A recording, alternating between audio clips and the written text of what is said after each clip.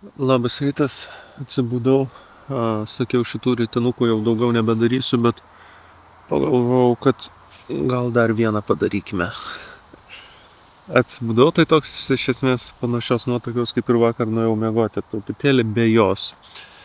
Tai šiandienos planas iš esmės, nežinau, neturiu plano, važiuosiu tol, kol galėsiu, žada šiaip daug lietaus. Tai nežinau, kur atsidursiu, jeigu atsidursiu kokiam kempinge, tai bus kempingas, jeigu labai sulis ir bus šalta, tai tada stosiu gal kokiam viešbutyje. Tai žodžiu, dienos eigoje pasižiūrime. Na ir tada be didelių įžangų, manau, kad pasišildom valgyti, pakuojamės ir judam, kol nepradėjo vėl lyti, nes šiaip visą naktį pylė kaip iš kibiro.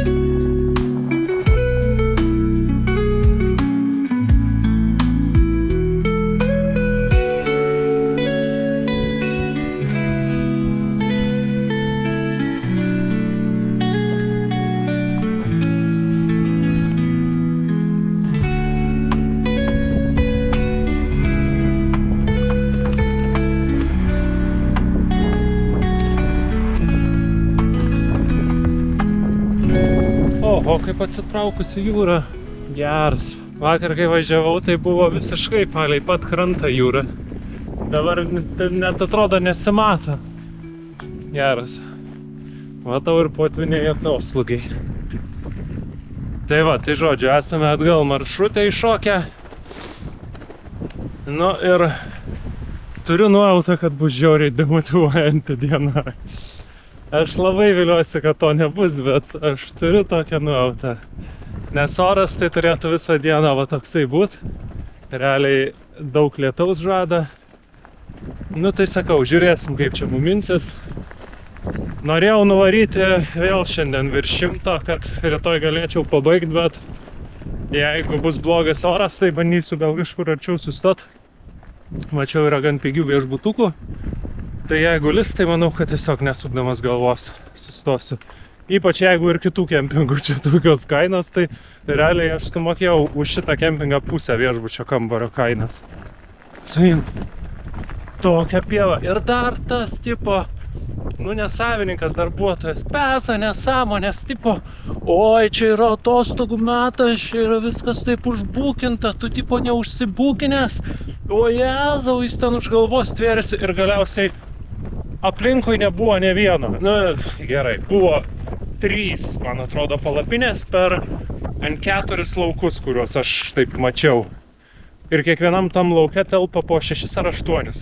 Nu tai, žodžiu, reziumė, kad kempingas buvo pustuštis. Pats kempingas buvo toksai.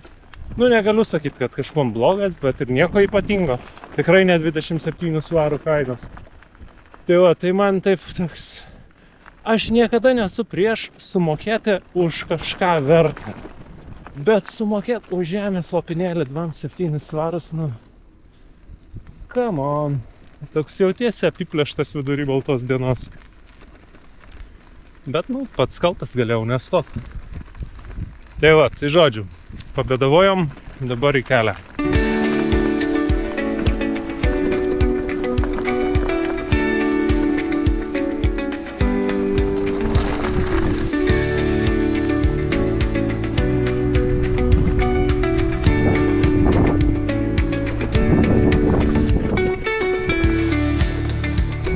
Vakar pasakojo apie šitą senąjį tiltą. Tik tai neatsimenu kas. Sakė, atsimeni, kai pravažiavai per naująjį tiltą, šalia buvo senasis tiltas. Aš galvoju, tai šitas tiltas. Geras, aš galvoju, aš čia gal ir pravažiuosiu. Ne, nepravažiuosiu.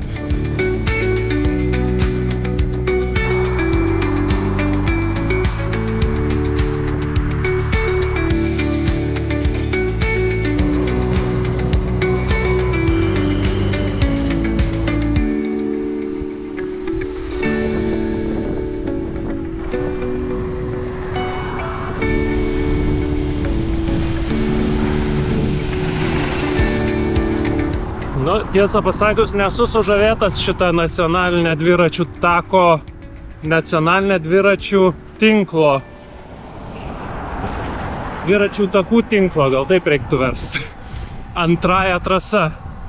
Aš kai ją mačiau, jog jinai eina palei vandenį, galvojau, tenai bus koks nors dvirtakis, gražiai važiuosiu, savo mėgausiuos vaizdais.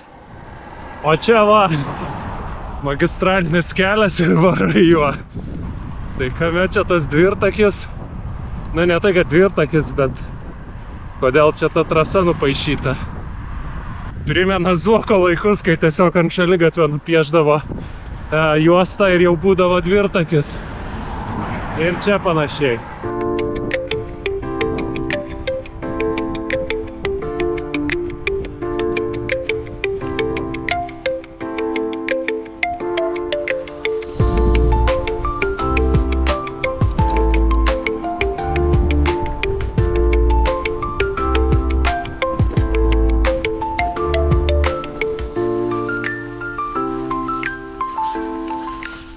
Bliama, kaip duoka šitą striukę.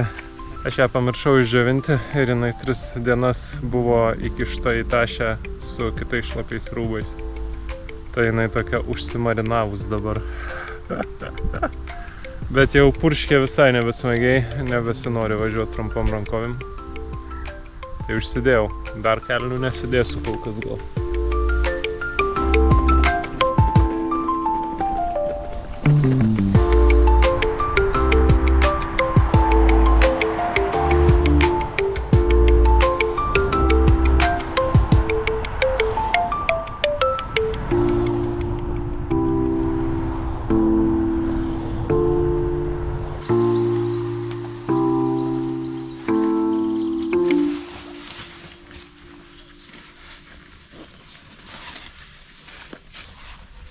Išaušo metas ir kelniams, ir antbačiams. Pagalvojau, kadangi vis tiek batai vieninteliai, tai pradėsiu saugoti nuo anksčiau. Teisybės dėliai praeitą kartą tai nieko nepakeitė. Jie vis tiek buvo kiaurai išlapi 2 dienas. Bet gal šį kartą bus geriau. Kodėl? Nežinau. Nes aš to norėčiau.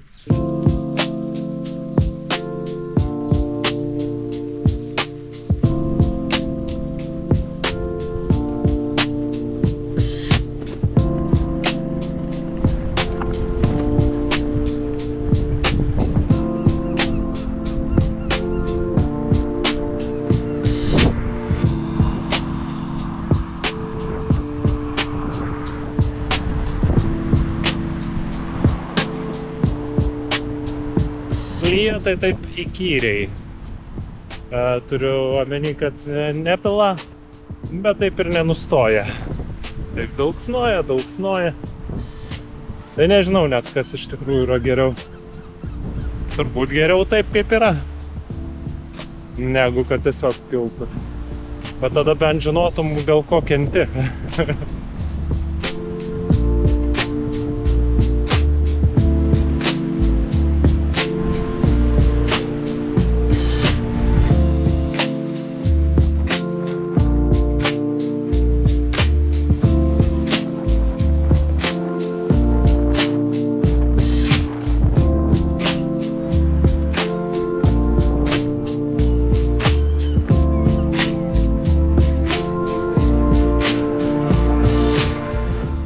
Buvo geras.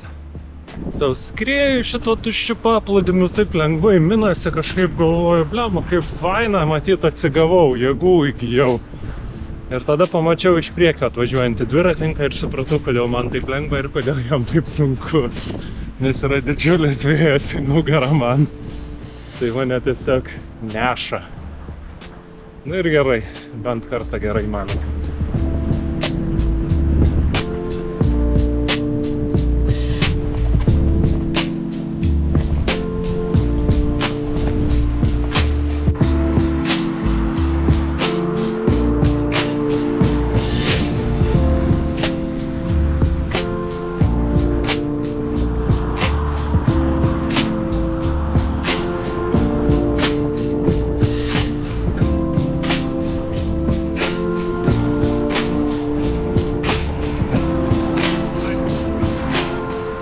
Pasirodo, ir be manęs idiotų dar yra. Hei, pasirodo, netgi daugiau negu vienas idiotas yra. Ta prasme, be manęs.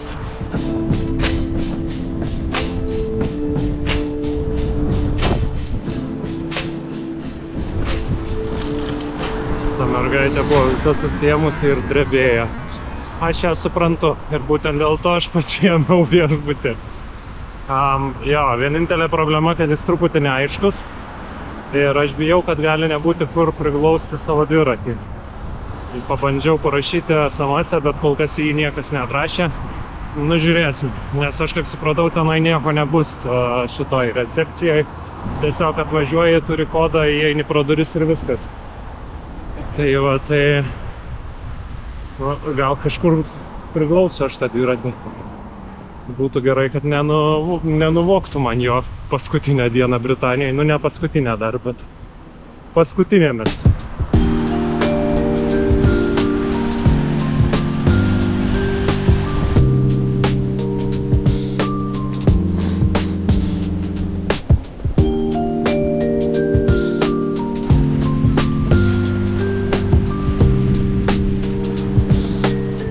Tik gavau atsakymą, kad soriukas neturime jokios vietos dviračiams. Nu, bus įdomu. Bandysiu tada į kambarį kažkaip jį įsigrūsti, nes gatvėje aš čia tikrai nesiruošiu palikti. Gal kur nors koridoriui. Nu, bus įdomu, jeigu ten tikrai nėra jokių prižiūrėtojų. Ir jeigu normalūs koridoriai, tai tikrai įsivarysiu į kambarį. Aišku, po šiandienos lietaus gali po to pripaišyti kokią nors papildomą valymo kainą, bet bus matyti. Žodžiu, nepanikuokim anksčiau laiko. Važiuosim, apžiūrėsim viską, įvertinsim situaciją. Jeigu ką, paliksim 9 eurų, važiuosim į kitą viešbutį.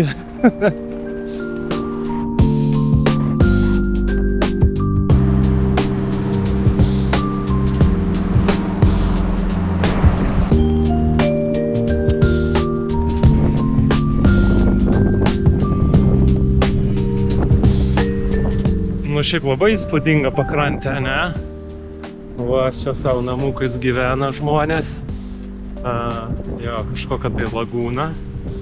Tas vanduo ten patenka, tai negi jūra būna tokio didumo, kad užpila iki pat ten.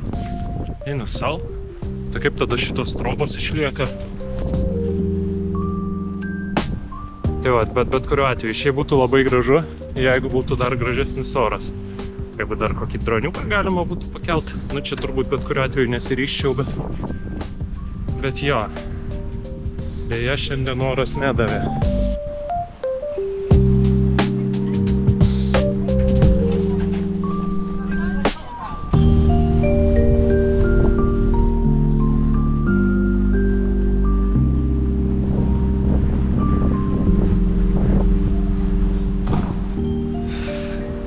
Žodžiu, neištvėriau, parašiau žinutę, paklausiau, ar galima tada į kambarį įsivaryti. Sakė, ne, į kambarį negalima.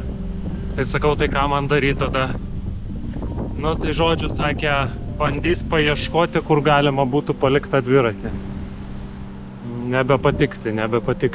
Siūlo palikti dviratį traukinių stoty. Nu, ta prasme, wow. Next level crazy. Bandau skambinti ir aiškintis. Aš jaučiu, jie nenorės man grąžinti pinigų. Hello, this is Algirdas. We've been messaging about the bicycle issue. I mean, there usually isn't any problems with all the hotels that I've been to, so I just presumed that there would be some place, I don't know, maybe a room that you don't use, or a hallway, or some place that I could just put it there. I mean, it doesn't need to be very secure. It's just, you know, to keep it out of sight and out of the street. I mean, I have a lock, but it's such a useless lock that I wouldn't feel safe to just leave it outside.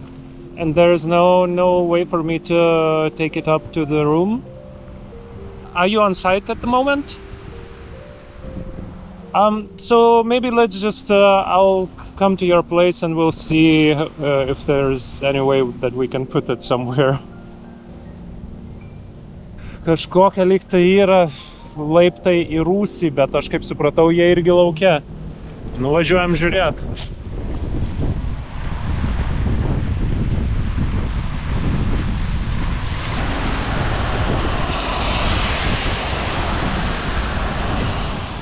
Tai žinoma, ant paskutinių kilometrų turėjo pratrūkt dangus. Nu, kaip iš Kibiro dabar jau.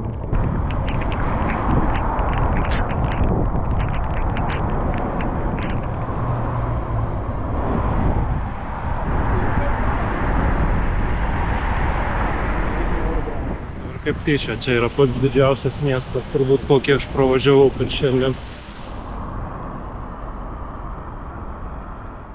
Na, žodžiu, nežinau, ar aš neprarasiu savo dviračio, nes realiai jį tiesiog, kaip supratau, noriu užrakinti, ne užrakinti, o tiesiog šičia nuleisti žemyn.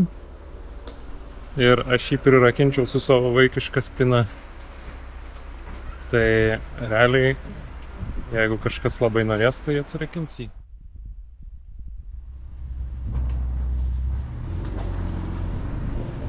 Na, tikiuosi, ne paskutinį kartą matau savo dviratį.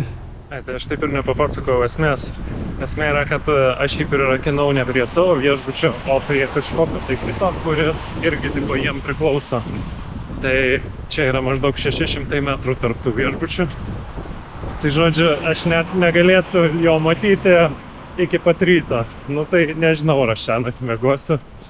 Ir nežinau, ar čia tikrai nėra turniausias dalykas, kurį padariau. Paaiškės ryte.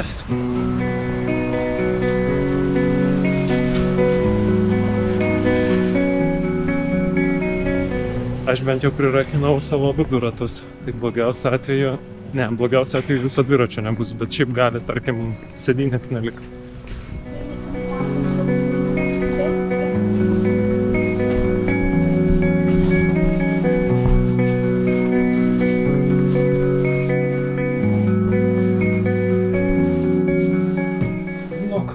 Tai labai fainas.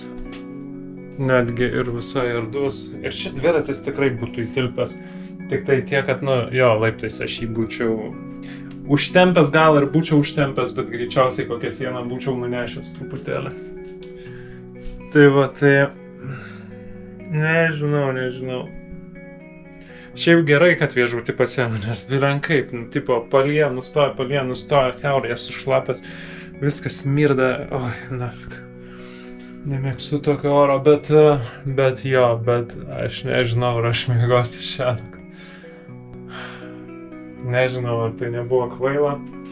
Ir pamoka reiškia ateičiai, vis dėlto reikėtų išsiaiškinti. Ypač, aš manau, va tokiuose miestuose, kur yra visokie guesthausai ir panašiai, tai jie ten su tais dviračiais, nu, tiksliau su vieta yra juose sudėtinga ir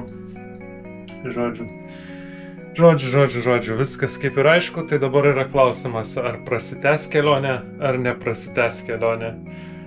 Kai jūs žiūrit šitą video, aš jau seniai žinau, o aš šiuo metu dar nežinau. Tas laiko paradoksas. Gerai, anyway, viskas, baigiu.